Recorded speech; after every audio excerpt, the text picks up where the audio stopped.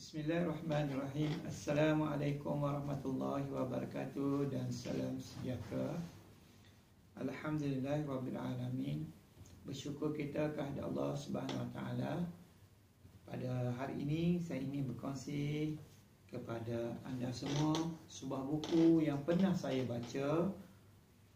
Buku ini sangat penting, istimewa dan berharga kepada semua lapisan masyarakat. Buku yang saya rasa sangat istimewa ini tajuknya ialah Ensiklopedia Perang Rasulullah, 84 perang, 11 tahun, 321 syuhada. Buku ini adalah hasil karya Al-Fadil Ustaz Ahmad Afnan Fadil dan Aizuddin Kamaruzzaman.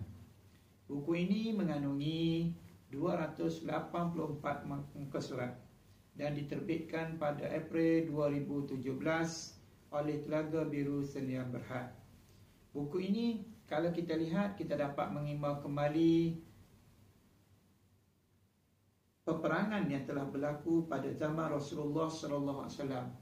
Dan buku ini juga menceritakan kepada kita peperangan sebelum kelahiran Rasulullah SAW.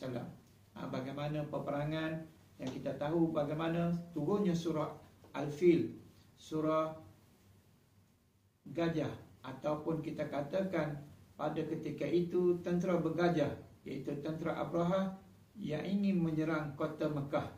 Bagaimana dan akhirnya turun surah Al-Fil di dalam Al-Quran, menceritakan bagaimana Allah Subhanahu Wa Taala menghancurkan tentera bergajah tersebut. Begitu juga kita dapat lihat bagaimana peperangan-peperangan yang disertai oleh Rasulullah dan peperangan yang tidak disertai oleh Rasulullah SAW. Di dalam buku ini kita dapat rasakan kita berada di dalam peperangan tersebut. Kerana di dalam buku ini adanya naskah perang, fakta nombor, gambar dan ilustrasi yang menarik. Dan adanya garis masa, dan yang paling menarik sekali adanya QR code, di mana apabila kita imbas QR code itu, kita dapat melihat video yang menceritakan, yang dibawa oleh penerbit buku ini sesuatu tempat. Contohnya di Masjid Quba, contohnya tempat berlakunya peperangan Badar, Uhud dan sebagainya. Di samping itu juga kita dapat belajar di dalam buku ini bagaimana solat ketika perang digambarkan, divideokan oleh penerbit buku ini, oleh Kementerian Pertahanan Malaysia, di mana mereka melakukan solat ketika perang.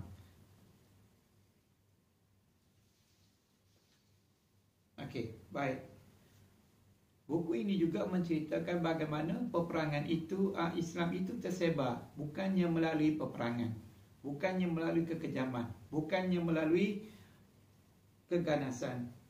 Kerana apabila kita lihat buku ini, ramainya musuh-musuh Rasulullah SAW apabila mereka berperang dan akhirnya mereka memeluk Islam dan akhirnya mereka menjadi sahabat Rasulullah SAW. Di dalam buku ini diceritakan juga bahawa Rasulullah SAW sepanjang hayatnya, Rasulullah hanya membunuh seorang sahaja kaum musyrikin Quraisy. Bukannya ramai, tapi seorang saja. Siapakah orang tersebut? Ia ialah Umayyah bin Khalaf dari kaum musyrikin Quraisy, di mana semasa hidupnya Umayyah bin Khalaf ini sangat-sangat ingin membunuh Rasulullah SAW, dan akhirnya dia dibunuh oleh Rasulullah SAW dalam satu peperangan. Jadi kalau anda nak tahu peperangan tersebut, anda hendaklah membaca buku ini. Diceritakan bagaimana Rasulullah SAW membunuh Umayyah tersebut. Menurut ahli sejarah, lebih 70 angkatan tentera telah dihantar oleh baginda sepanjang tempoh tersebut, dan 28 daripadanya dipimpin oleh baginda sendiri.